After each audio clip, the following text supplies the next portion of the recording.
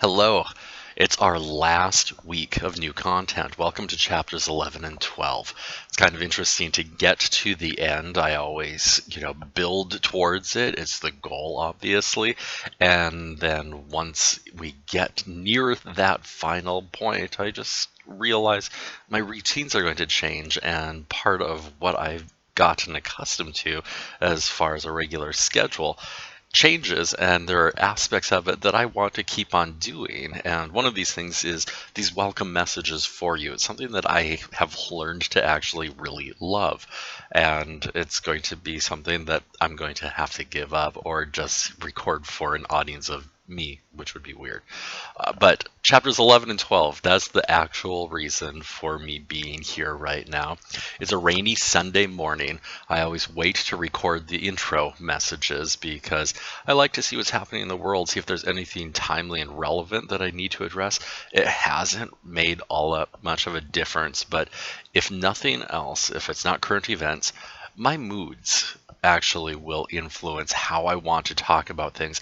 And that's true of chapters 11 and 12 in general. I teach interpersonal communication every quarter, and I will be honest, I don't always emphasize chapters 11 and 12 as much as the other chapters because, as I've mentioned a couple of times along the way, I like to focus on the things that are more universal and are going to be understandable and personally applicable and meaningful to the most people at any given time, and build transferable skills rather. With chapters 11 and 12, when we think about communication climates and also conflict, how we experience conflict and how we are going to manage or respond to conflict is highly situational.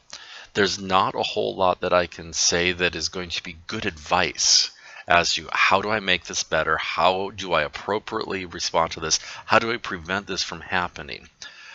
But again, why I'm relating to it a little bit differently right now is I've had more conflict in my own life than what I normally do, and I'm seeing different ways of incorporating and making this material more relevant, even if hopefully you're not dealing with a whole lot of conflict right now. So, chapter 11 is all about how to improve communication climates. It's about communication, but it's the emotions within relationships. And I think it pairs perfectly with chapter 12. If I actually were in charge of this book, I would make it one long chapter because when we're dealing with communication climates, it's usually not a healthy, positive climate that we're trying to remedy or address. And that's what you're going to see is most of the content in chapter 11.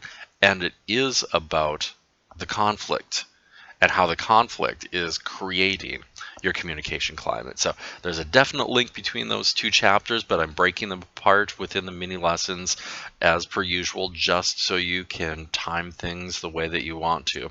So work through the lessons, make sure you take the quizzes, and then there's going to be some homework for you to apply all of these concepts and hopefully demonstrate how they're going to be meaningful to you, how you're going to use these things. That's what I think is the most important overall. So I hope you enjoy and you find it relevant.